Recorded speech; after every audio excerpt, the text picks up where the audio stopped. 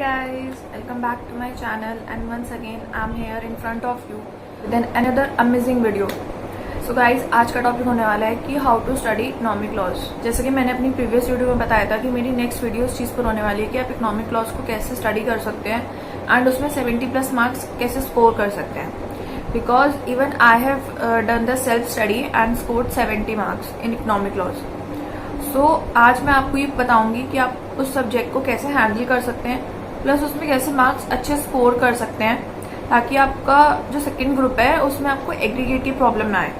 Because second group में जो आपके सब्जेक्ट्स रहते हैं वो कॉस्ट रहता है, एक इकोनॉमिक लॉज हो जाता है, एक direct taxation and indirect taxation हो जाता है। तो कॉस्ट में as all of you know कि उसी का थोड़ा इशू रहता है, मतलब ना तो उसमें मार्क्स मिल पाते ज़्यादा एंड थियोरी भी। अब कॉस्ट का पेपर कैसा आता है कि 50% थ्योरी और 50% प्रैक्टिकल। पहले तो प्रैक्टिकल आता था तो वो इजी क्लियर हो जाता था, बट अब कॉस्ट का पेपर भी काफ़ी डिफिकल्ट आता है, प्लस उसकी थ्योरी भी लाइक ऑडिट होती है कि आपको कीवर्ड्स लिखने हैं, प्लस उनकी लैंग्वेज लिखनी है स्टडी मटेरियल की।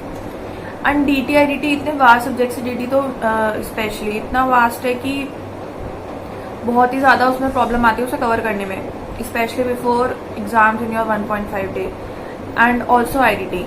सो इकोनॉमिक लॉज जिन भी लोगों ने चूज़ करा है, एज आई नो कि अब एग्जाम फॉर्म्स फिल हो चुके हैं तो आप अपने इलेक्टिव चूज़ कर चुके होंगे, तो जिन भी लोगों ने इकोनॉमिक लॉज चूज़ करा है अपना एज इलेक्टिव, उनके लिए आज की वीडियो होने वाली है कि आप इसे कैसे पढ़ सकते हैं। सो गाइज, इस वीडियो को देखने के लिए बिल्कुल एंड तक आप रहिएगा वीडियो के साथ, एंड उसके बाद आपको बहुत अच्छे से समझ आ जाएगा एंड प्लस आपको एक रोड मिल जाएगी कि हाँ आपको कैसे स्टडी करना है। Get started. सबसे पहली बात तो मैं आपको ये बता देती हूँ कि इकोनॉमिक लॉज जैसे सब्जेक्ट में आपको क्लासेस की कोई रिक्वायरमेंट नहीं है। No need to take any classes in economic laws paper. I know elective is a new subject and जितने भी इलेक्टिव्स हैं उसमें सब में कुछ ना कुछ न्यू है, बट ट्रस्ट मी गाइज, मैंने भी सेल्फ स्टडी करी है एंड 70 मार्क्स स्कोर करे हैं। इकोनॉमिक लॉज के लिए क्लासेस की नीड नहीं है। तो आपके लिए जो आईसीए का स्टडी मटेरियल होगा, जो आईसीए जब आप अपनी बुक्स ऑर्डर करते हैं तो उसके साथ जो मटेरियल आया होगा वो ही बस सेल्फ सफिशिएंट है फॉर इकोनॉमिक लॉज। यस, आपको कुछ नहीं करना है, बस उसी मटेरियल को पढ़ना है, किसी भी फैकल्टी की क्लास नहीं देखनी, कुछ नहीं करना। एंड जो आईसीए ने अपनी वेबसाइट पर, जो उनकी ऑफिशियल वेबसाइट है, उस पर जो केस स्टडीज डाली हुई है प्लस जो केस लॉज डाले हुए हैं, आपको वो करना है बस, और आपको कुछ भी नहीं करना है। आप इजीली 70+ मार्क्स स्कोर कर सकते हैं एंड इवन मोर। सो अब मैं स्टार्ट करती हूँ कि आपका पैटर्न क्या होना चाहिए पढ़ने का।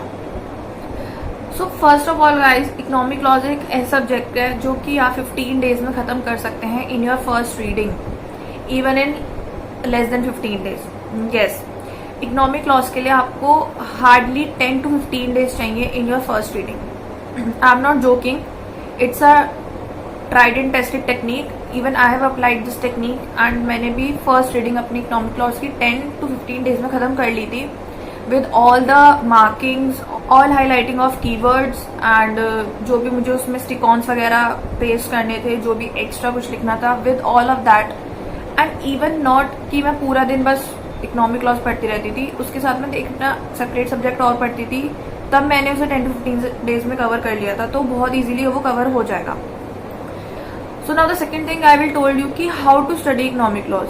आप उसे कैसे 10 to 15 डेज में खत्म कर सकते हैं। So guys, first of all pick that subject with any of your difficult subject. या this is a bonus tip, because economic laws जो सब्जेक्ट है वो थोड़ा आपके लिए ईजी एंड स्मूथ रहेगा, वो इतना डिफिकल्ट नहीं रहेगा। तो उसके साथ आप अपना कोई भी डिफिकल्ट सब्जेक्ट ले सकते हैं जो आपको डिफिकल्ट लगता हो। मैं ये नहीं कह रही कि आप डीटी ले लो या एफआर ले लो, जो आपको डिफिकल्ट लगता हो या जो आपको करने में टाइम लगता हो वो वाला सब्जेक्ट उठा लीजिए।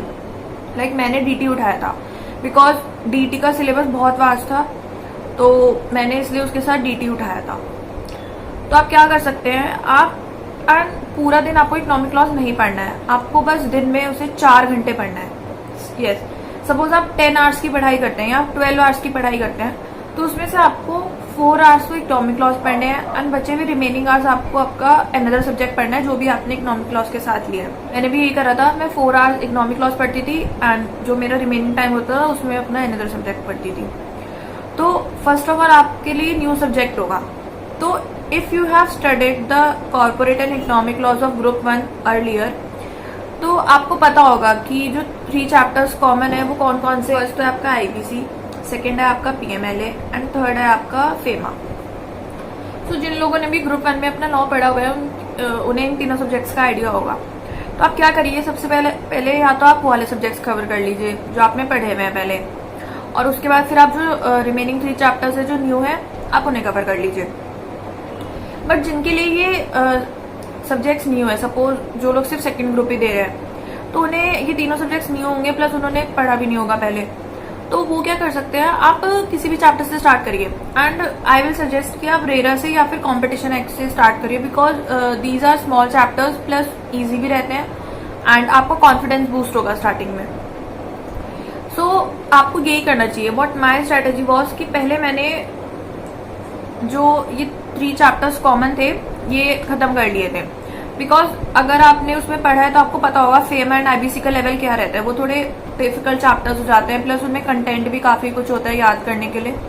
तो मैंने पहले अपने ये तीनों चैप्टर कवर कर लिए थे, बिकॉज मैंने ऑलरेडी ग्रुप 1 में पढ़ा हुआ था, तो मुझे इसमें ज्यादा मेहनत नहीं करनी थी। बस मुझे क्या करना था, एक थॉरो रीडिंग लेकर इसमें कीवर्ड्स मार्क करने थे, प्लस जो इसमें एक्स्ट्रा चीजें थी उन्हें अंडरस्टैंड करना था। एंड इसे करने के बाद फिर मैंने अपने जो 3 रिमेनिंग चैप्टर्स थे जो मेरे लिए न्यू थे वो उठाए। एंड उसमें भी जब मैंने वो पढ़े तीनों, मैंने सेम स्ट्रैटेजी रखी। आपको फर्स्ट रीडिंग में कुछ नहीं करना है, सिर्फ एक थॉरो रीडिंग करनी है, जनरल रीडिंग लाइक आप किसी भी चीज की करते हैं। एंड उसी के साथ साथ आपको फर्स्ट रीडिंग में ही मार्क करते हुए चलना है। Like if there is some numeric figure, like in RERA there are very numerical figures, so these are expected to come in MCQs in exams. तो आपको ये चीजें मार्क करते हुए चलनी है। एंड जो भी चीज आपको अपने एंगल से इंपॉर्टेंट लगती है, लाइक मेरे को जो चीज इंपॉर्टेंट लगती थी, हाँ ये एमसीक्यू में पूछ सकते हैं, इसका एमसीक्यू बन सकता है, तो उसे मैं हाईलाइटर से मार्क कर लेती थी।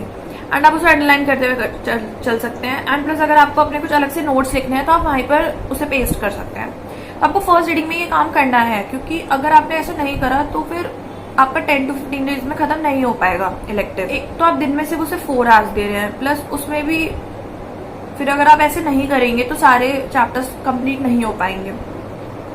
तो आपको फर्स्ट रीडिंग में ये करते हुए चलना है। फिर जब आप ये कर लेंगे तो आपके सारे चैप्टर्स कवर हो गए ना, आपका पूरा इलेक्टिव कवर हो गया। देन आप उसे थोड़े टाइम के लिए छोड़ दीजिए। देन आपका जो भी सब्जेक्ट या जो भी आपका शेड्यूल है उसे फॉलो करिए। देन सेकेंड रिविजन में जब आप उठाएंगे तो वो आपका विद इन अ वीक हो जाएगा। यस, सेकेंड रिविजन में इलेक्टिव आपका within a week complete हो जाएगा। अब आपको क्या करना है, जो चीजें आपने हाईलाइट करी है आप उसे करिए, उसे अच्छे से करिए। Because C elective is an open book exam, तो उसे आप याद नहीं कर सकते, because we are humans and हमारी एक ही टेंडेंसी बन जाती है अगर कोई चीज हमें पता होती है। लाइक हमें पता है कि हाँ ये ओपन बुक एग्जाम है and ICA allows us to carry books and materials and printouts and whatever the material we want to carry. तो अगर हमें ये पहले से पता है तो हम उस चीज को याद ही नहीं कर पाएंगे। एंड ये एक पहले से ह्यूमन का ब्रेन है वो इसी डायरेक्शन में काम करने लग जाता है। अब और सारे सब्जेक्ट्स तो हम लोग याद करते हैं, बिकॉज वी नो कि हमें एग्जाम में कुछ नहीं है, हम जो पढ़ेंगे बस जो हम याद करेंगे उसके बेसिस पे परफॉर्म करना है। बट इन इलेक्टिव हमें पहले से पता है कि हम अपने साथ मटेरियल कैरी कर सकते हैं, तो हम लोग उसे याद नहीं कर पाएंगे चाहे हम कितने भी कोशिश कर लें। तो आपको उसे पढ़ना ही इस तरीके से कि वो आपको याद हो जाए। तो जब हम सेकेंड टाइम उसे उठाएंगे एंड उसमें जो इम्पोर्टेंट चीजें हैं वो दोबारा से रीड करेंगे। Like in RERA if you read the chapter you will see lot of numbers, तो उसे आप रीड करेंगे तो आपको याद होता चला जाएगा। And there are lot of provisions in FEMA also. In FEMA there are also very main and important provisions. Plus in IBC you will have to remember the numbers also. तो अगर आप उसको याद करेंगे एंड देन आप second division में highlight चीजें पढ़ेंगे ना, तो आपको आप देखना ऑटोमेटिकली याद जाएगी। तो ये तो रहा आपका सेकंड रिवीजन का। एंड देन थर्ड रिवीजन में आपको क्या करना है, थर्ड रिवीजन में आपको एक तो चैप्टर की नॉर्मल रीडिंग लेनी है, लाइक ऐसे नहीं जो पहले 1 to 2 आवर्स में खत्म करना है चैप्टर। एंड देन आपको क्या करना है, जो आईसीए के वेबसाइट पर जो केस स्टडीज उन्होंने डाली हुई है, अपलोड करी हुई हैं, उनकी प्रैक्टिस करनी है। यस, आप उनका प्रिंट आउट निकलवा लीजिएगा, बिकॉज आप प्रिंट आउट कैरी कर सकते हैं एग्जाम में। तो अगर सपोज फ्यूचर में कोई केस स्टडी उससे सिमिलर आ जाती है तो आपके लिए तो बेनिफिट ही है ना, और आपकी तो लॉटरी लग जाएगी। तो आप उसकी प्रिंट आउट निकाल के प्रैक्टिस कर लीजिएगा, प्लस उसे एज इट इज कैरी कर लीजिएगा एग्जाम में। फिर आपको थर्ड टाइम में इलेक्टिव के लिए ये चीज करनी है कि आपको जब चैप्टर आपने पढ़ लिया, सपोज आपने 6 के 6 चैप्टर्स पढ़ लिए, देन आपको उसकी सारी केस स्टडी खुद से प्रैक्टिस करनी है। आपको क्या करना है, पेन और कॉपी उठानी है, एमसीक्यू में पॉइंट लिखते चले जाना है, अपना आंसर लिखना है। लाइक इन एग्जाम आपको बुक खोलकर जैसे आपको करना है करिए, एंड देन आंसर टैली करिए from suggested answers of ICI. तो आपको पता चलेगा कि आप कहाँ गलती कर रहे हैं, प्लस आप में क्या चीज लैक कर रही है, एंड उसे एक टाइम बाउंड मैनर में करिएगा जैसे हम एग्जाम्स में करते हैं। आप टाइम अकॉर्डिंगली डिसाइड कर लीजिएगा। Like if you are doing 1 case study, so you can give it only 1 hour, because in exam you have 4 hours for this paper and you have to attempt 4 case studies. तो approximately if you divide the time, there is 1 hour for 1 case study.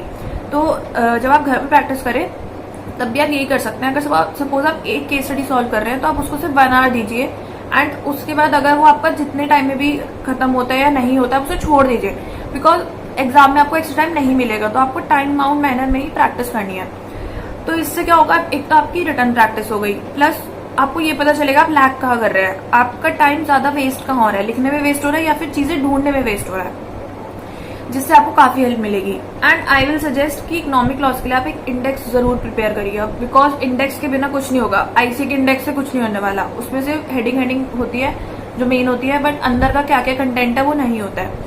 तो वो आप index लीजिएगा खुद, मतलब वो बनाइएगा index, और उसमें आप डिटेल्ड लिखिएगा कि कौन सा, सपोज मेन हेडिंग है, डेफिनेशंस की हेडिंग है।